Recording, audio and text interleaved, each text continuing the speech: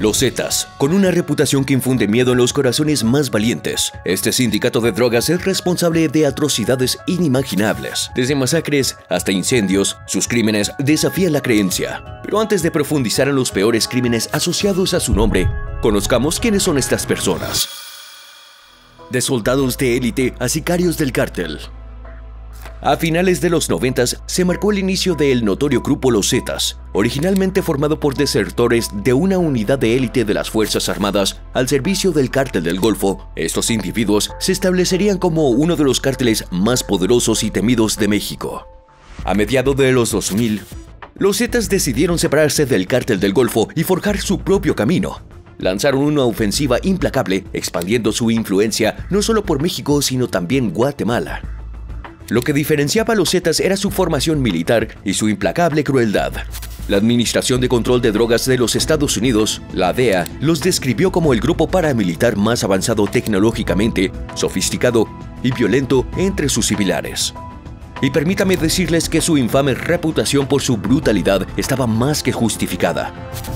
Los Zetas eran conocidos por emplear tácticas de choque y asombro, involucrándose en actos atroces como decapitaciones, torturas y asesinatos indiscriminados. Y aunque su enfoque principal era el tráfico de drogas, también se involucraban en lucrativos negocios de armas, asesinatos, extorsiones, secuestros y otras diversas actividades ilegales. A diferencia de otros cárteles, los Zetas no dependían de alianzas, en cambio, infundían terror a sus enemigos, torturaban a sus víctimas, exhibían sus cuerpos como advertencia y desataban violencia sin discriminación. Incluso cuando su entrenamiento militar pudo haber disminuido con el tiempo, su brutalidad seguía siendo incomparable. Los cárteles rivales, desesperados por combatir a los Zetas, comenzaron a adoptar algunas de sus tácticas, escalando aún más la violencia sin precedentes en todo México. Y ahora prepárense porque vamos a revelar las historias asombrosas detrás de 6 de sus crímenes más horribles. Abróchate el cinturón, porque esto se va a poner oscuro y retorcido.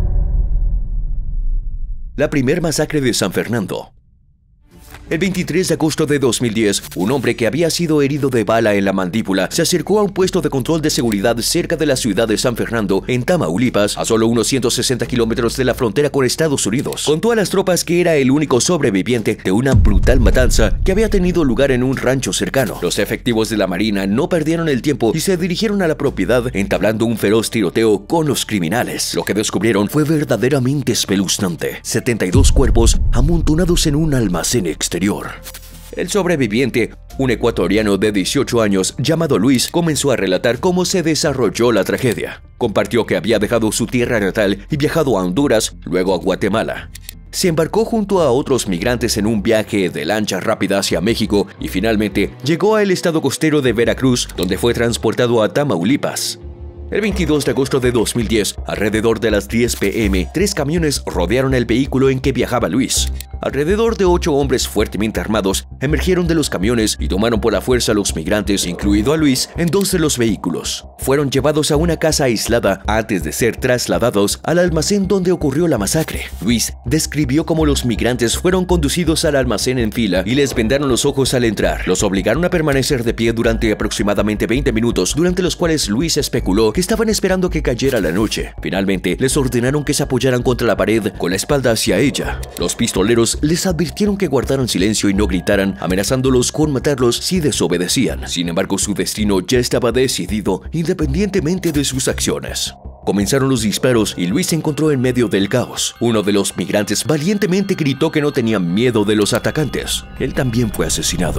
Los migrantes fueron sistemáticamente ejecutados uno por uno hasta que llegó el turno de Luis. También le dispararon, pero afortunadamente su herida no fue fatal y tuvo la inteligencia suficiente para fingir que estaba muerto. Una vez que los asesinos dejaron el almacén, Luis esperó un par de minutos antes de reunir el coraje para huir. Caminó durante toda la noche buscando desesperadamente ayuda. Eventualmente vio una tenue luz a lo lejos y logró llegar a una casa cercana suplicando por ayuda. Sin embargo, los ocupantes aterrorizados se negaron a ayudarlo, sabiendo que podrían enfrentar el mismo destino si lo hacían. Luis no tuvo más opción que seguir caminando hasta el amanecer. Alrededor de las 6 a.m. vio a los marinos mexicanos y les pidió ayuda. ¿Pueden creer por lo que tuvieron que pasar estas pobres personas? ¿Y por qué creen que los Zetas decidieron que merecían un destino tan brutal? Según Luis, estas 72 personas fueron asesinadas porque no tenían suficiente dinero para pagar el rescate. Los despiadados asesinos luego intentaron obligarlos a trabajar como sicarios para los Zetas, prometiéndoles $1000 cada 15 días. Todos los inmigrantes se negaron y lamentablemente todos tuvieron que pagar el precio definitivo. Cuando las autoridades finalmente llegaron al área, descendiendo en helicóptero y por la tierra, los sicarios de los Zetas los recibieron con una lluvia de balas. El tiroteo duró todo el día y el ejército mexicano tuvo que retirarse a Matamoros bajo el amparo de la oscuridad para evitar ser emboscados. Al día siguiente, regresaron con más tropas y municiones solo para descubrir la espantosa vista de los 72 cuerpos. Cada uno de ellos estaba esposado y con los ojos vendados. Las autoridades no perdieron tiempo en lanzar su investigación, señalando rápidamente la guerra territorial en curso entre los Zetas y el cártel del Golfo. Creían que estos cárteles de droga recurrían al secuestro de inmigrantes para financiar sus organizaciones y expandir sus filas a través del rescate y el reclutamiento. El 17 de junio de 2011, la Policía Federal finalmente arrestó a Edgar Huerta Montiel, también conocido como el Huache, un teniente de alto rango de los Zetas. Lo señalaron como el autor intelectual detrás del brutal asesinato de los 72 inmigrantes. Una vez que lo tuvieron bajo custodia, el Huache confesó cómo había orquestado el secuestro de los autobuses que transportaban a estos pobres migrantes. Incluso admitió haber matado personalmente a 10 de las víctimas, y si eso no fuera suficiente,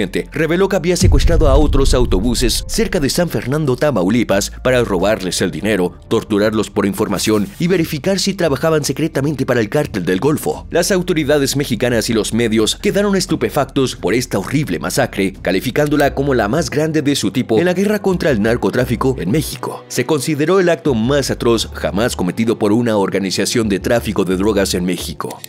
Pero pocos sabían que esto solo era el comienzo. Los horrores de los que serían responsables los Zetas estaban más allá de lo que podrían haber imaginado.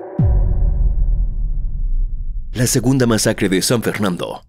El 6 de abril de 2011, las autoridades mexicanas hicieron un descubrimiento escalofriante. Encontraron 59 cuerpos enterrados en 8 fosas clandestinas en San Fernando, Tamaulipas. Estas fosas estaban ubicadas cerca de la carretera federal 101 de México, una carretera que va desde la frontera de Matamoros hasta la capital del estado, Ciudad Victoria. Los locales habían dado a esta carretera un apodo siniestro: la carretera del infierno. Aquellos que viajaban por esa carretera en 2010 y 2011 a menudo se encontraban con vehículos quemados, camiones llenos de balas abandonados al costado de la carretera y cuerpos muertos. Estos cuerpos, con frecuencia decapitados, eran dejados atrás por los despiadados cárteles de la droga. El descubrimiento de estos cuerpos fue una llamada de atención para las autoridades, ya que reveló una nueva y aterradora táctica empleada por los cárteles mexicanos. Habían comenzado a detener autobuses y sacar por la fuerza a los pasajeros, muchos de los cuales nunca volvieron a ser vistos. Solo 2 semanas antes del macabro descubrimiento, entre el 24 y el 29 de marzo de 2011, varios autobuses de transporte público que se dirigían a Reynosa, Tamaulipas, fueron secuestrados en San Fernando. Esto provocó investigaciones inmediatas cuando maletas y otras pertenencias fueron encontradas abandonadas al costado de la carretera. El 8 de abril de 2011, la situación tomó un giro aún más oscuro cuando Morelos Jaime Canseco,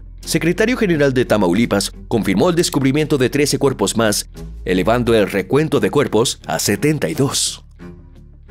El 10 de abril de 2011, como si no fuera suficiente, se desenterraron 16 cuerpos adicionales de otras 4 fosas clandestinas, elevando el número de muertos a un asombroso total de 88. Las investigaciones pronto revelaron que las víctimas no eran migrantes, como la masacre anterior de 72 migrantes en 2010. En su lugar, eran ciudadanos mexicanos. Esta revelación hizo que las líneas de autobuses en Tamaulipas se negaran a llevar personas a San Fernando hasta que la situación se resolviera. Los testigos también comenzaron a informar que los miembros del cártel habían establecido un falso puesto de control militar y detenían múltiples autobuses. Exigían que los pasajeros les pagaran hasta $300 estadounidenses para continuar su viaje. El 12 de abril de 2011, a medida que avanzaba la investigación, el ejército mexicano confirmó el descubrimiento de 28 cuerpos más, elevando el total a 116. Habían descubierto 15 fosas clandestinas. El 13 de abril, las autoridades encontraron 6 cuerpos adicionales, elevando el número de muertos a 122. Al día siguiente, el 14 de abril, desenterraron 12 fosas más con 23 cuerpos, elevando el recuento de cadáveres a 145. Los investigadores revelaron que estas víctimas habían estado muertas durante un periodo de 1 a 2 meses. Para entonces, también confirmaron que los Zetas eran responsables de llevar a cabo esta horrible masacre. El 21 de abril de 2011, las autoridades descubrieron 32 cuerpos más en 8 fosas clandestinas, elevando el total a 177. 5 días después, el 26 de abril, el recuento de cadáveres llegó a 183, con más de 40 fosas clandestinas ahora descubiertas. El 7 de junio de 2011, la búsqueda de fosas clandestinas en el municipio de San Fernando, Tamaulipas, llegó a su fin con un total de 193 cadáveres encontrados. Tras la masacre, miles de ciudadanos de San Fernando huyeron a otras partes de México e incluso a los Estados Unidos. En respuesta, el gobierno mexicano desplegó 650 soldados en San Fernando y estableció una base militar en el área.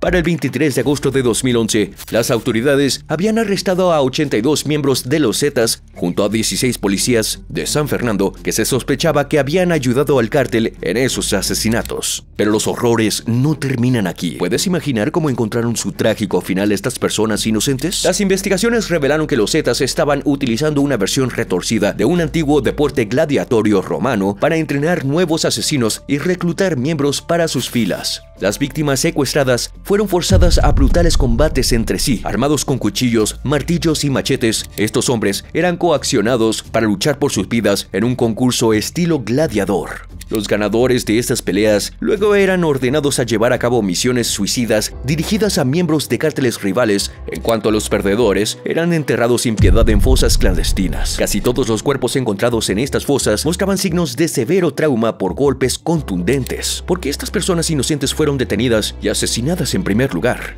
Especulan que los Zetas pudieron haber intentado reclutar a esos pasajeros como soldados o tenían la intención de retenerlos para pedir rescate o extorsionarlos antes de que pudieran cruzar a los Estados Unidos. Algunos de los asesinos han confesado que secuestraron y mataron a estos pasajeros por miedo a que sus rivales, el Cártel del Golfo, estuvieran recibiendo refuerzos de otros estados a través de ellos. Uno de los líderes incluso admitió que Heriberto Lascano, el líder supremo de los Zetas, había ordenado investigar todos los autobuses que entraban a San Fernando. Aquellos que no tenían ninguna relación eran supuestamente liberados, pero aquellos conectados al cártel rival eran asesinados sin piedad. Los asesinos también afirmaron haber revisado los teléfonos celulares y mensajes de texto de los pasajeros para determinar si tenían algún vínculo con el Cártel del Golfo. Estaban particularmente preocupados por los autobuses que venían de Durango y Michoacán, dos bastiones de los rivales, la familia y los cárteles de Sinaloa. En un intento por descubrir más información, la Policía Federal decidió interrogar nuevamente a Edgar Huerta Montiel, el hombre responsable de la primera masacre de San Fernando. Durante el interrogatorio, Montiel confesó que más de 600 cuerpos estaban enterrados en fosas clandestinas cerca de San Fernando. Es desalentador notar que una gran cantidad de estos cuerpos permanecen sin descubrir. Me hace preguntarme cuántas familias en México no tienen absolutamente ninguna pista sobre qué les sucedió a sus seres queridos. Bueno, lo que es seguro es que los Zetas nunca valoraron la vida humana y su historia de terror sigue siendo interminable. Ataque al casino de Monterrey. El 25 de agosto de 2011 tuvo lugar un incidente horrible en Monterrey, Nuevo León, México. Miembros de la notoria pandilla Los Zetas incendiaron un casino, resultando en la trágica muerte de 52 personas. Este desgarrador ataque incendiario también dejó más de una docena de individuos heridos y atrapó más de 35 personas durante horas hasta que las fuerzas mexicanas finalmente llegaron al lugar. Según los informes de los medios, la mayoría de las víctimas mortales eran mujeres, incluida una mujer embarazada. Es realmente devastador pensar en las vidas inocentes arrebatadas en un acto de violencia tan sin sentido. Pero para entender el contexto detrás de este horrible evento, necesitamos retroceder a la represión del gobierno contra los cárteles de la droga que comenzó en 2006. Monterrey se había convertido en un hervidero de violencia debido a la guerra territorial entre el Cártel del Golfo y los Zetas. Las imágenes de vigilancia capturaron los momentos escalofriantes cuando hombres armados llegaron a la entrada de Casino Royale, disparando a los invitados y rociando gasolina dentro del casino antes de prender fuego, atrapando a las personas en el interior.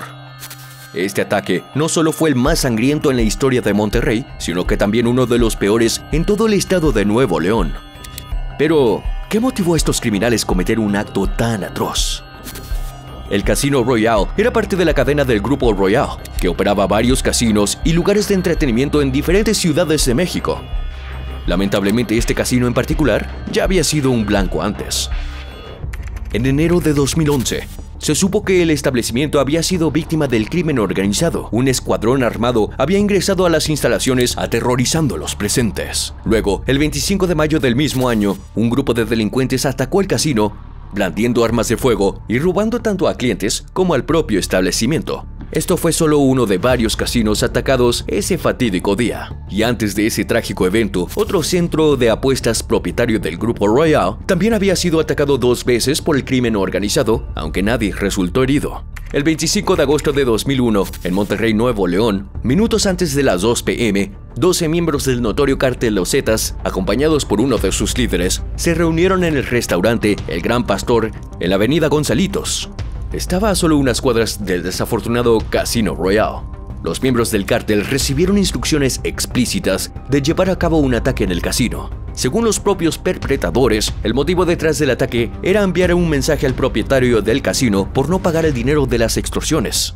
Para las 3 p.m., los miembros de Los Zetas dejaron el restaurante y se dirigieron a una estación de servicio Pemex cercana del barrio Valle Verde. Su misión: recoger barriles de gasolina. Los videos de vigilancia luego confirmaron que 2 criminales llegaron a la estación de servicio llenando grandes contenedores con gasolina antes de emprender camino hacia la avenida Gonzalitos. Según el video, incluso capturó el momento cuando el convoy se dirigía hacia el casino. Aproximadamente a las 3:50 p.m., los perpetradores llegaron al casino en un convoy de 4 vehículos. En cuestión de minutos, alrededor de 8 o 9 hombres armados irrumpieron en las instalaciones, causando pánico y miedo. Algunas personas afortunadas lograron escapar, pero muchas estaban demasiado aterrorizadas y optaron por esconderse en el casino. Los testigos dicen que uno de los pistoleros golpeó a la recepcionista con su rifle de asalto, mientras que los otros rociaban gasolina dentro del edificio. Alrededor de 150 trabajadores y clientes, en su mayoría mujeres, se apresuraron dentro del casino, desde el área de juegos hasta los baños, escaleras y salidas de emergencias bloqueadas. Escucharon disparos y explosiones que pensaron eran granadas. Algunas personas lograron escapar por la entrada principal, pero pronto el fuego lo hizo imposible. El pánico causó una estampida y varias personas resultaron heridas en el caos. En solo 3 minutos, los criminales incendiaron el lugar y se escaparon, pero todo fue capturado en video de vigilancia, lo que llevó al arresto de los perpetradores. Cuando el equipo de emergencia finalmente decidió derribar las paredes del casino, encontraron montones de cuerpos en los baños, escaleras y mesas de juego. Al día siguiente, las autoridades mexicanas confirmaron que 52 personas habían muerto y muchas más estaban hospitalizadas. Todas las 52 víctimas murieron por asfixia debido a la inhalación de monóxido de carbono. Estaban escondidas en baños y oficinas tratando de escapar de los atacantes. Y luego se descubrió que las salidas de emergencia del casino estaban cerradas con llave. El ataque fue atribuido al crimen organizado, con el cártel del Golfo y los Zetas como los principales sospechosos. Más tarde se confirmó que eran los Zetas. El 29 de agosto de 2011, el gobernador de Nuevo León anunció que los primeros 5 sospechosos detrás del incendio del casino habían sido llevados ante la justicia. Estos 5 individuos admitieron su participación en el crimen que trágicamente cobró la vida de 52 personas inocentes. Sin embargo, afirmaron que nunca tuvieron la intención de matar a nadie. ¿Su intención? Asustar al propietario del edificio porque se había negado a pagar una tarifa semanal de 130,000 pesos, alrededor de $10,000, para mantener sus operaciones en marcha. Pero las cosas rápidamente se salieron de control. A medida que avanza la investigación, más miembros de la pandilla fueron arrestados. Para el 25 de enero de 2012, un total de 25 personas habían sido aprehendidas en conexión con esta horrible masacre. Motín en la prisión de Apodaca. El 19 de febrero de 2012, el caos estalló en la prisión de Apodaca, en Apodaca, Nuevo León, México. Un motín violento estalló entre los reclusos, convirtiendo a la prisión en una zona de guerra. Según los funcionarios de la Ciudad de México, al menos 44 personas perdieron la vida en el caos y otras 12 resultaron heridas. El Blog del Narco, un blog anónimo que documenta eventos y personas de la guerra contra el narcotráfico en México, informó que el número real de muertos podría ser incluso mayor, posiblemente superando a las 70 personas. Pero ¿qué decir desencadenó este horrible motín? La respuesta se encuentra en la rivalidad en curso entre los Zetas y el Cártel del Golfo. Las víctimas de esta tragedia pertenecían al Cártel del Golfo, dejando claro que este fue un ataque dirigido. Para empeorar las cosas, 30 reclusos lograron escapar de la prisión durante el caos, según confirmó el gobernador de Nuevo León. Sin embargo, el 16 de marzo de 2012, la oficina del fiscal general de Nuevo León confirmó que un total de 37 prisioneros habían escapado durante la masacre. Entre ellos se encontraba Óscar Manuel Bernal, también conocido como La Araña, considerado extremadamente peligroso por las autoridades mexicanas y se cree que es el líder de los Zetas en el municipio de Monterrey. Los otros fugitivos también estaban afiliados a los Zetas. Entonces se vuelve evidente que el motín no fue un estadillo de violencia aleatorio, sino parte de un plan más grande orquestado por los Zetas. Dada su brutal reputación, uno solo puede imaginar los horrores que se desarrollaron durante estas fatídicas horas. La pelea estalló alrededor de las 2 a.m. entre los reclusos de los dos bloques de celdas diferentes. Los guardias permitieron que los miembros de los Zetas se infiltraran en el bloque de celdas D, donde los miembros del Cártel del Golfo dormían pacíficamente. Armados con cuchillos afilados, piedras, dispositivos incendiarios, incluso armas de fuego, los miembros de los Zetas se embarcaron en una carnicería sangrienta para eliminar a sus rivales del cártel. Las víctimas fueron estranguladas, arrojadas por las ventanas, apuñaladas, decapitadas, colgadas, golpeadas y aplastadas. La situación escaló hasta el punto en que un guardia fue tomado como rehén y, para agregar combustible al fuego, se incendiaron colchones. El personal de seguridad no logró recuperar el control de la prisión hasta las 6 de la mañana. Aproximadamente 750 reclusos estaban alojados dentro de cada bloque de celdas y normalmente se mantendrían separados los miembros de los cárteles rivales. Sin embargo, no se pudo dar cuenta de todos los prisioneros. Rápidamente comenzaron a darse cuenta de que el motín pudo haber sido orquestado como una cortina de humo para una fuga. Para cuando el motín disminuyó, se informó que 44 reclusos supuestamente afiliados al Cártel del Golfo habían perdido la vida, mientras que 37 reclusos asociados con el Cártel de los Zetas lograron escapar con la ayuda de los guardias de la prisión. Se lanzó una investigación inmediata para determinar si algunos de los 17 guardias de la prisión estaban en conexión con la pelea al desbloquear las puertas entre las dos salas de la prisión. Cuando se les interrogó, los familiares de los fugitivos admitieron que los reclusos habían planeado meticulosamente la fuga. A medida que comenzaron las investigaciones, los funcionarios del norte de México revelaron que los Zetas, con la ayuda de varios guardias de la cárcel corruptos, facilitaron la fuga de 37 fugitivos. Además, los familiares afirmaron que los reclusos gozaban de ciertos privilegios dentro de las paredes de la prisión, como organizar fiestas extravagantes, traer trabajadoras sexuales y recibir otros permisos especiales de las autoridades penitenciarias en Apodaca. La madre de un prisionero incluso reveló que su hijo le había dicho que la prisión operaba bajo la ley de los Zetas y que a menudo se les permitía salir temporalmente de las instalaciones para llevar a cabo sus actividades ilícitas y volver cuando desearan. El 15 de marzo de 2012, un total de 21 ex empleados de la prisión de Apodaca fueron detenidos, incluso 3 altos funcionarios. Y para el 3 de agosto de 2012, 24 de los 37 fugitivos han sido capturados o abatidos. Tragedia en la carretera de Monterrey. El 13 de marzo de 2012 ocurrió un incidente espantoso cerca de Cadereyta, México. Los cuerpos de 43 hombres y 6 mujeres fueron encontrados en un estado mutilado. Habían sido decapitados y sus manos y pies habían sido brutalmente cortados. Identificar a las víctimas fue una tarea difícil debido a la condición de sus cuerpos. Sin embargo, cientos de características físicas y tatuajes sugerían que podían haber sido migrantes del sur de México y Centroamérica. Lo que es aún más perturbador es que surgió un video gráfico en línea que mostraba a los hombres armados arrojando los cuerpos y mostrando con orgullo una narcomanta firmada por un líder del cártel de los Zetas conocido como El Loco. La manta emitía una advertencia escalofriante afirmando que los cárteles rivales, la policía y el ejército no eran inmunes a sufrir el mismo destino. Aunque el video todavía se puede encontrar en línea, la versión subida a YouTube ha sido eliminada y francamente no tengo la intención de buscarlo. Lo verdaderamente asombroso es que la carga inicial de YouTube fue hecha por alguien que afirmaba ser miembro de los Zetas. ¡Qué audacia! Después del descubrimiento de los cuerpos, los Zetas sorprendieron a todos al colocar nuevas narcomantas en el norte de México, condenando a los asesinatos. ¿Puedes creerlo? Sin embargo, las autoridades mexicanas descartaron sus acciones como un intento de sembrar confusión sobre quién era responsable de estas muertes, y las autoridades incluso lograron localizar a El Loco, cuyo nombre real es Daniel Elizondo Jesús Ramírez. Cuando el ejército mexicano llegó a detenerlo, intentó escapar disparando a las tropas y lanzando una granada de fragmentación. Sin embargo, finalmente fue capturado. Durante una conferencia de prensa en la Ciudad de México, las autoridades mexicanas afirmaron que el loco había recibido instrucciones de deshacerse de los cuerpos en la plaza del pueblo. En cambio, optó por arrojarlos en una carretera cercana para infundir terror. Declararon que el loco confesó haber arrojado los cadáveres y resultó que lo había hecho bajo las órdenes de líderes aún más poderosos dentro de los Zetas. El loco también es un sospechoso del secuestro y asesinato y desmembramiento de 2 mujeres en 2011, una de las cuales era la novia del teniente del ejército. El loco fue erróneamente reportado como muerto durante una operación para capturar a los presuntos secuestradores.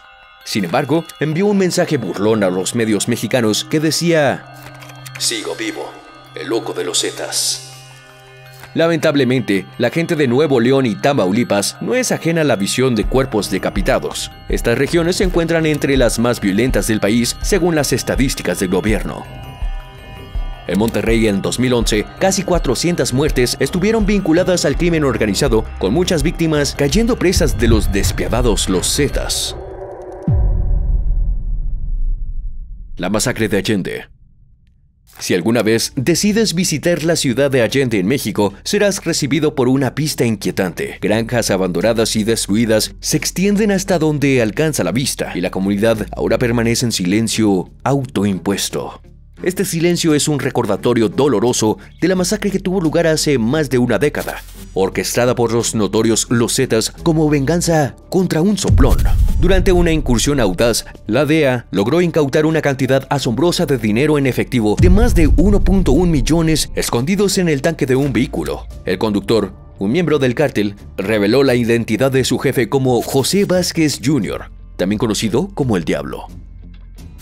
El Diablo tenía el título del mayor distribuidor de cocaína para los Zetas en Texas, lo que lo convirtió en un objetivo principal para los agentes estadounidenses. Al percibir una oportunidad para desmantelar a los líderes del cártel, la DEA presionó al Diablo, amenazándolo con encarcelar a su esposa y a su madre. Sintiéndose acorralado, el Diablo acordó proporcionar información sobre 2 de los líderes más infames de los Zetas, los hermanos Treviño Morales. Para ganar ventaja, el Diablo convenció a otro miembro de los Zetas, Héctor Moreno, de entregar los números de rastreo de los teléfonos celulares de sus jefes. La responsabilidad de Moreno era adquirir nuevos teléfonos cada 15 días para la familia Treviño Morales, asegurando que sus comunicaciones permanecían seguras contra la interceptación. Armado con esta valiosa información, el Diablo compartió los datos del teléfono con una unidad de la Policía Federal de México. Juntos, emprendieron una misión para rastrear y capturar a los líderes del cártel. Sin embargo, los agentes mexicanos informaron al cártel sobre la información filtrada, lo que enfureció a los líderes. El cártel sospechó inmediatamente de Héctor Moreno y otro individuo llamado José Luis Garza de ser los informantes. Los hermanos Treviño Morales planearon venganza contra los soplones, pero decidieron que no se contentarían con solo los informantes. Toda su ciudad debería pagar el precio máximo. Garza provenía de Allende y pertenecía a una familia adinerada involucrada en la ganadería y la minería de carbón. El 18 de marzo de 2011, docenas de criminales descendieron sobre la ciudad, localizaron las propiedades de los Garza y secuestraron a todos en su interior. La pandilla utilizó maquinaria pesada para demoler 80 casas y secuestrar a unas 80 familias. Estas personas desaparecieron sin dejar rastro hasta que la operación comenzó a descubrir algunos de sus cuerpos, muchos de los cuales fueron presuntamente disueltos en grandes barriles de cocinas improvisadas, utilizando una mezcla de combustible diésel y soda cáustica. Los asesinos no mostraron piedad, apuntando a hombres, mujeres, ancianos y niños. Cualquiera con el apellido Garza o cualquier conexión con la familia, incluso estudiantes, atletas, profesionales y residentes inocentes que no tenían nada que ver con los Garza desaparecieron. Su único horror fue estar afuera en esa fatídica noche.